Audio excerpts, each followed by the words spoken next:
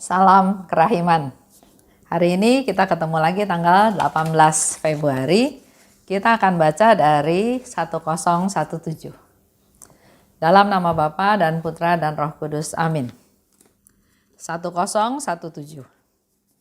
Tuhan berkata kepadaku, Aku ingin memberikan diriku sendiri kepada jiwa-jiwa dan ingin memenuhi mereka dengan kasih-Ku.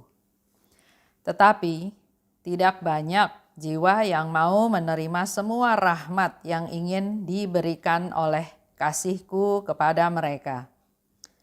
Rahmat-Ku tidak hilang. Kalau suatu rahmat ditolak oleh jiwa yang mesti menerimanya, rahmat itu akan dialihkan kepada jiwa-jiwa yang lain. Ini untuk hari ini. Yesus katakan kepada Suster Faustina dengan jelas ya, aku ingin, apa yang menjadi keinginan Tuhan Yesus? Memberikan diriku sendiri kepada jiwa-jiwa. Ada keinginan dari Yesus untuk memberikan dirinya, memberikan keseluruhannya apa yang dia punya untuk jiwa-jiwa. Dan ingin memenuhi mereka dengan kasih-Ku. Jadi ada dua keinginan di sini ya yang dikatakan oleh Yesus kepada Suster Faustina. Ingin memberikan diriku, dan yang kedua ingin memenuhi mereka dengan kasih-Ku. Ingin mereka itu semua dirangkul, dipenuhi, ditenggelamkan dengan kasih-Nya Tuhan. Itu yang menjadi keinginan Yesus hari ini. Betapa besar kasih-Nya Yesus kepada manusia, kepada jiwa-jiwa, kepada kita semua. Tapi tidak banyak jiwa yang mau menerima semua rahmat. Ternyata Yesus katakan pada Suster Faustina, enggak banyak jiwa yang mau menerima rahmat yang dari Yesus tersebut. Ini boleh menjadi satu masukan juga buat kita semua. Sementara kita berdoa, minta rahmat, minta berkat, tapi sebaliknya kita yang tanpa kita sadari kita menolak rahmat tersebut. Apalagi yang hari ini Yesus katakan adalah rahmat yang diberikan oleh kasih-Ku pada mereka. Jadi rahmat yang spesial, rahmat yang diberikan oleh kasih-Nya Tuhan.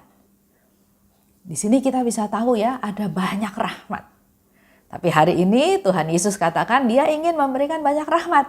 Rahmat yang keluar dari kasih-Ku. Tapi nggak banyak jiwa yang mau menerimanya.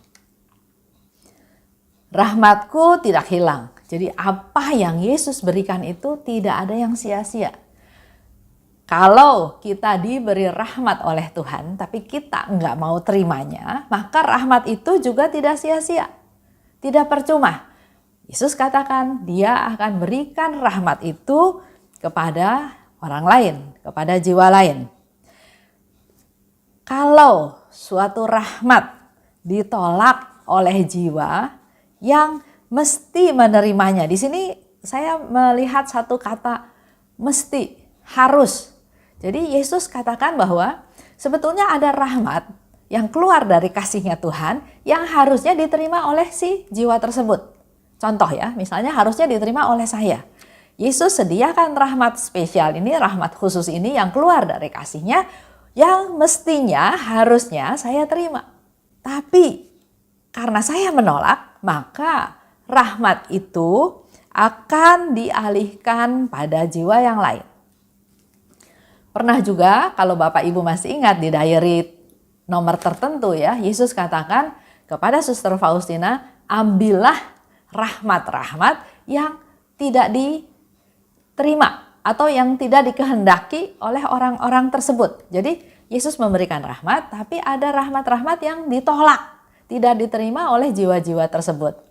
Dan Yesus katakan, ambillah. Itu yang diminta oleh Yesus kepada Suster Faustina. Sedangkan hari ini Yesus memberikan lagi satu hal yang positif.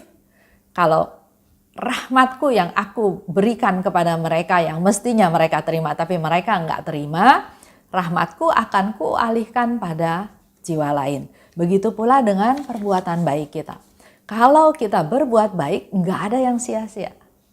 Kalau orang itu nggak mau nerima perbuatan baik kita juga nggak apa-apa. Pasti perbuatan baik ini oleh Tuhan dipakai, dialihkan kepada orang lain. Yesus penekanannya di sini hari ini bicara tentang rahmat yang keluar dari kasihku. Ini yang perlu kita gali ya bersama-sama. Rahmat yang keluar dari kasihnya Yesus. Bukan rahmat yang biasa menurut saya ya, bukan rahmat yang biasa. Tapi rahmat yang spesial, yang sudah diolah, yang keluar dari kasihnya Yesus. Dasarnya adalah Yesus mengasihi saya. Yesus memperhatikan saya, Yesus memperdulikan saya, Yesus sangat mencintai saya. Oleh sebab itu dia mengeluarkan rahmat dari kasihnya. Dan tadi ada kata-kata juga yang mesti. Sebetulnya kita semua juga perlu sadar, perlu tahu bahwa kadang kita berdoa pada Tuhan ya. Tuhan, saya mohon rahmat. Rahmat kesabaran, rahmat ketaatan, rahmat kesetiaan, rahmat bisa memuji Tuhan, rahmat bisa menolong orang, bisa peduli pada orang, bisa berbuat belas kasih. Kita mohon rahmat tersebut. Tapi Tuhan tahu apa yang kita butuhkan dan dia memberikan rahmat. Rahmat yang istimewa yang mestinya aku terima. Mesti itu menurut saya harus ya. Jadi artinya kalau saya mau hidup damai, mau hidup nyaman, mau hidup bisa bersyukur, mau hidup layak di hadapan Tuhan, harusnya saya terima rahmat tersebut. Untuk saya gunakan rahmat tersebut. Contoh. Saya pernah dengar satu cerita tentang seorang suster. Ya. Suster ini ya sudah masuk biara bertahun-tahun dan dia ada satu dendam, ada satu marah pada ayahnya. Di situ nggak dijelaskan sebabnya ya, tapi yang di-sharingkan adalah seorang suster yang begitu marah pada ayahnya, yang dia bilang dia nggak mau dan nggak bisa mengampuni ayahnya. Dalam perjalanan dia sebagai suster, ternyata dia sakit kanker.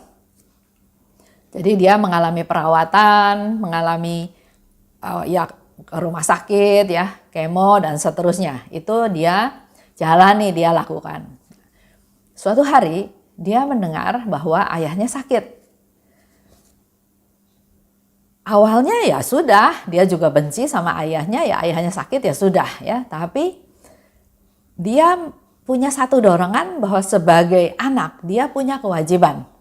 Dia mengambil cutinya, dia pergi ke kota tersebut, dia mengunjungi ayahnya dengan tujuan hanya lebih ke arah ini kewajiban saya sebagai anak terhadap orang tua, terhadap ayah yang sudah tua dan sakit. Nggak ada tujuan yang lain. Niat untuk tidak mengampuni tetap ada di dalam hati dia. Di sana dia melayani ayahnya karena memang ayahnya sakit dan tinggal sendirian. Di dalam hal tersebut, sebetulnya Tuhan sudah memberikan rahmat pengampunan untuk bisa mengampuni ayahnya ya. Tapi suster ini menolak karena di dalam pikirannya, di dalam otaknya adalah saya benci ayah saya. Saya nggak mungkin mengampuni dia. Saya marah dan itu yang menjadi hal yang membuat dia nggak bisa menerima rahmat yang dari Tuhan. Padahal Tuhan tahu yang dibutuhkan oleh suster ini adalah dikasih rahmat untuk bisa mengampuni. Supaya dia bisa mengampuni ayahnya. Tapi dia tolak rahmat tersebut. Nah, di sini Tuhan tetap memberi kesempatan kepada dia untuk bisa memperoleh atau bisa menerima rahmat tersebut. Dengan melihat keadaan ayahnya yang sedang sakit. Sehari lepas sehari, hati yang keras, hati yang marah, hati yang benci ini lama-lama menjadi lunak. Dia mulai timbul rasa iba, rasa kasihan. Biar bagaimanapun ini ayah saya. Biar bagaimanapun dia yang membesarkan saya. Biar bagaimanapun sekarang dia sudah tua, dia perlu orang untuk membantu dia. Jadi perlahan-lahan tergerak hatinya oleh belas kasihan. Sampai ke satu titik setelah melihat hal-hal yang positif dari ayahnya, otomatis hal-hal yang negatif itu makin lama makin kecil dalam persepsi pikirannya. Sampai akhirnya suatu hari dia bilang sama Tuhan, Tuhan, saya mau pakai rahmat yang Engkau berikan, rahmat untuk bisa mengampuni ayah saya. Saya mau mengampuni dia setulusnya. Saya nggak benci dia lagi, saya nggak marah sama dia lagi. Saya mengampuni ayah saya. Dan di situ dia merasa, saya sudah pakai rahmat yang Tuhan berikan, rahmat untuk bisa mengampuni ayahnya. Masa cutinya selesai, dia harus pulang kembali ke biara. Dia mengalami lagi kehidupan sehari-hari, dan pada saat dia harus diperiksa rutin tentang penyakit kankernya, ternyata dia sembuh. Dia sembuh. Bahkan dokternya pun heran, dan dia juga memang merasa heran, kok udah nggak ada lagi keluhan di dalam kondisi tubuhnya. Dan di sana dia bersaksi bahwa dengan memberikan rahmat, dengan memakai rahmat, mengampuni yang Tuhan kasih, dan dia mengampuni ayahnya, ternyata itulah kesembuhan yang Tuhan kasih. Jadi rahmat yang Tuhan kasih ke kita bukan untuk menguntungkan orang lain yang berdosa pada dia, tapi justru sebaliknya untuk menyelamatkan dia. Dia sembuh jasmaninya dan rohaninya juga. Dia semakin bisa bersyukur bahwa ternyata Tuhan sayang sama dia. Walaupun dia berusaha menolak, tapi Tuhan selalu memberi kesempatan kepadanya. Padahal waktu tahu pertama ayahnya sakit, dia juga sempat berkeluh kesah karena dia memang nggak mau layani ayahnya ya. Tapi melalui peristiwa, melalui penderitaan, melalui suatu kejadian, ternyata suster ini disembuhkan melalui rahmat mengampuni yang Tuhan kasih, yang dia pakai untuk bisa mengampuni ayahnya. Itu kenapa Tuhan katakan kita harusnya menerima rahmat tersebut. Jadi mari kita belajar untuk bisa menerima rahmat apapun yang Tuhan kasih. Bukan ditolak, bukan ditentang, bukan nggak mau dipakai, tapi ayo kita pakai rahmat-rahmat yang Tuhan berikan. Tuhan memberikan rahmat untuk mengampuni. Dan rahmat tersebut mari kita pakai untuk bisa mengampuni orang lain dan untuk kesembuhan diri sendiri. Ini yang mau saya sharingkan kepada Bapak Ibu. Nah, mari kita sekarang coba melihat keadaan kita masing-masing. Kita nggak sempurna, kita papa, kita tidak berdaya, bahkan kita berdosa. Dengan kondisi kita seperti itu, mungkin menurut saya ya, ada rahmat-rahmat yang Tuhan kasih yang harusnya kita terima. Tapi mungkin tanpa kita sadari kita menolaknya. Contoh ya, ada seorang ibu, dia bercerita pada saya bahwa saya ingin mengampuni suami saya, tapi nggak bisa. Saya ingin, ada keinginan ya untuk mengampuni, tapi nggak bisa. Nah, kalau kita melihat, kalau ibu ini ingin mengampuni suaminya, pasti saya yakin 100% Tuhan akan memberikan rahmat pengampunan tersebut. Karena memang Tuhan itu Maha Rahim. Tuhan sangat senang kalau kita bisa mengampuni orang yang bersalah pada kita, sehingga kita membawa sifatnya Tuhan yang mengampuni. Jadi kalau ibu ini mau mengampuni, pasti Tuhan kasih rahmat pengampunan. Tapi dia katakan enggak bisa. Bukan karena dia enggak dapat rahmat itu, tapi karena dia menolak rahmat itu. Dengan cara tanpa dia sadari, dia selalu mengingat-ingat kejelekan suaminya. Dia mengingat-ingat kejahatan suaminya. Sehingga dia enggak mau pakai rahmat pengampunan ini. Tapi kalau dia mulai belajar merubah mindsetnya, Tuhan, Engkau sudah memberikan saya rahmat pengampunan. Mampukan saya pakai rahmat ini Tuhan. Saya mau ampuni dia. Dan salah satu trik ya, tips menurut saya untuk bisa mengampuni orang, lihat sisi positifnya. Jangan lihat sisi negatifnya. Itu yang saya lakukan dan ternyata lebih mudah mengampuni kalau kita bisa memaklumi dia. Bisa toleran terhadap dia. Bisa melihat hal-hal yang baik dan melupakan hal-hal yang jelek. Otomatis bisa perlahan-lahan mengampuni dia. Tuhan tahu keadaan kita. Tuhan tahu apa yang kita butuhkan. Dan pasti Tuhan memberikan apa yang kita perlukan. Itu aja untuk hari ini.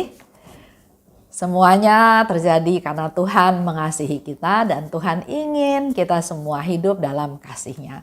Menerima rahmat yang keluar dari kasih-Nya Tuhan. Dalam nama Bapa dan Putra dan Roh Kudus, amin.